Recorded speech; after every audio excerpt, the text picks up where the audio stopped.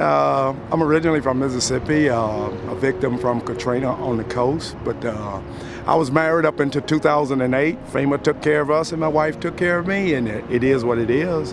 I'm a veteran. I'm in a program with the VA. It's hurry up and wait. I'm an Army veteran, and I don't try to look bad or down or whatever. It is what it is. I do what I can. I'm a service to people. If I can help them with any kind of information down in Dealey, that's what I do.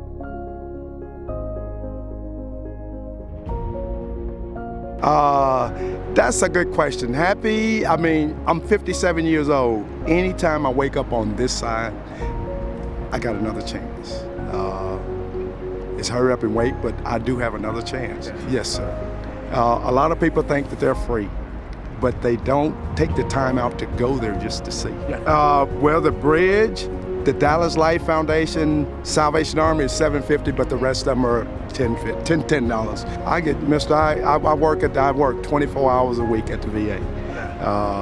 They give me $1 an hour because it's CWT, it's compensated work therapy, so they take the work out by using therapy. I do the best I can with what I have. And for you giving me these socks, mister, I mean, gosh, it was just like, I needed some, so.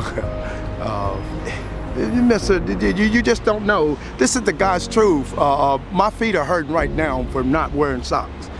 They may be a little moist or whatever, but you can bet your butt when I'm through with you, I'm going to put a pair on. I thank you. I mean, God, I don't know what to say.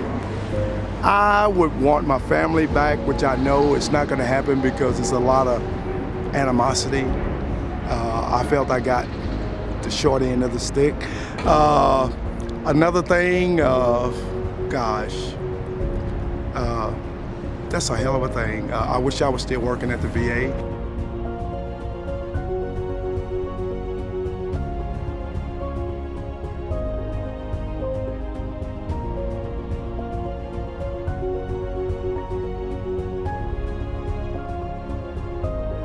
What impact do freezing temperatures have on the human body? Well, there can be many impacts. Initially, it affects the skin. Typically, the digits, like the fingertips, the toes, the nose, the skin can get damaged. It's commonly called frostbite. And if it's really bad, it could actually lead to amputation. As it progresses, the cold can slow the heart rate and can slow the breathing and can actually decrease blood flow to the brain and cause confusion. So people who are hypothermic will often be very confused, and sometimes there's been cases where they actually take their clothes off because they're so confused because they don't have enough oxygen going to their brain. And I actually witnessed this when I lived in Chicago. I did my residency there, and there were often people from the streets that would come into the emergency room with hypothermia, and they were completely confused. What parts of the body are most impacted by the cold temperatures, and what can people do to help homeless people minimize these impacts? Well, like I said before, the first parts that are affected are usually the parts that we call most distal, farthest from the heart. So fingertips, nose, toes, ears. So those can get frostbite the quickest. So the best thing you can do for homeless people is give them socks and shoes and mittens and earmuffs and hats and things to protect those areas. From the lavish hills of Bloomfield to the metropolitan urban oasis of Detroit, therein lies the discrepancy of wealth, lifestyle, and home living. Metro Detroit consists of over 5,960,000 individuals. According to the annual Homeless Assessment Report, Michigan has over 9,000 individuals who are considered to be homeless, and over 830 of them reside in the city of Detroit.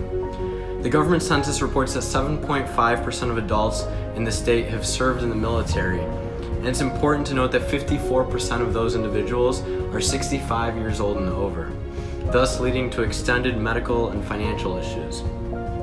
These individuals are neglected in terms of care and assistance, despite their long commitment to the country and the freedoms they have helped to preserve. Many people take socks for granted and undermine their necessity within society. For a homeless person who cannot afford to even reside in a homeless shelter, which requires a nightly fee, it could be life or death. Homeless veterans are forgotten about in society and thrown to the outskirts, much like the patients in One Flew Over the Cuckoo's Nest. In the novel, Ken Kesey writes, "He's been saying this sort of thing for the whole 6 years he's been here, but I never paid him any mind. Figured he was no more than a talking statue, a thing made out of bone and arthritis," rambling on and on with these goofy definitions of his that didn't make a lick of sense. This relates to our project because this quote shows how the patients are forgotten about and no one really looks at them as human beings. They aren't even paid attention to. This is similar to the situation with homeless veterans, as these people are often neglected and viewed as a detriment to society. As we saw in One Flew Over the Cuckoo's Nest, this societal view is more of a stereotype than a fact. The patients exhibited many emotions throughout the story and proved their worth throughout. And if homeless veterans were thought about more, we believe that they would prove their worth as well. The Ones Who Walk Away from Omelas by Ursula Le Guin is about a child who suffers at the expense of society. A quote from the story is, "Some of them understand why and some do not, but they all understand that their happiness, the beauty of their city, the tenderness of their friendships, the health of their children, the wisdom of their scholars, and even the abundance of their harvest and the kindly weathers of their skies depend wholly on this child's abominable misery." This is directly related to our project, as our society is safe because of our veterans. Military veterans are very similar to the child in Omelas, as they suffer for the greater good of the community. Veterans die for our country and for our safety every day, and they allow us to live a peaceful life. In return for this, we let many of them go homeless and suffer, much like how the child suffers in Omelas.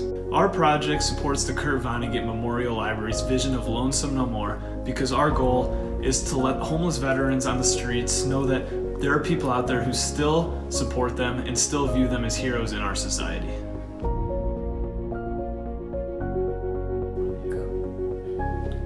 The structure of the Something as Simple as Socks event is relatively straightforward. The first step is to partner with the West Bloomfield High School Student Leadership Department, Student Government, and the Rotary Club of West Bloomfield. By establishing strategic partnerships with local community clubs, the project has a multitude of avenues to grow and expand to a larger circle of the community.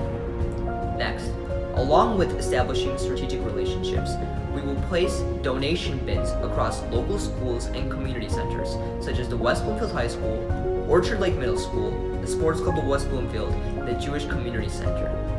To raise awareness about our project, we will organize a seminar that includes art and writing contests, veteran and social worker presentations, and community TED Talks. This event will be held after school and will take place in the West Bloomfield High School auditorium and will be open for students and parents to attend. An important objective of our project is so that it can be replicated across schools. Therefore, we will partner with leadership councils such as Webb at Orchard Lake Middle School to make this project accessible and simultaneously increase our initiatives. To further replicate our project in other institutions, we would follow a simple 3-step plan. First, we would discuss the initiatives of the school administration about organizing a Something as Simple as Socks project. Secondly, we would strategically place bins and promotional materials across the school so students can donate socks and warm blankets and place them inside the bins.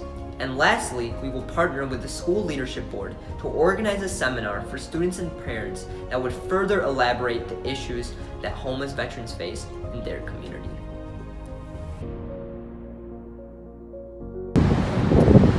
I'm in Detroit right now, and this is definitely a city that's been through everything. They've been through a recession, they have to bounce back, and the people here are definitely feeling it. So there's a lot of homeless people, and they definitely need all the help they can get, and I honestly feel this project would help them out and help us to feel good because we make our community more inclusive and just a better place for everyone to be. Throughout the process of this project, I felt like I really grew intellectually and creatively. I realized that sometimes in life, sometimes the most overlooked things are the most impactful. And just the overall process of designing, meeting, and engaging with my community and peers was a really thought-provoking experience for me. And as a person who has a real love and admiration for what is the greatest country in the world, this project seemed very fitting as an American and as ultimately an empathetic human being.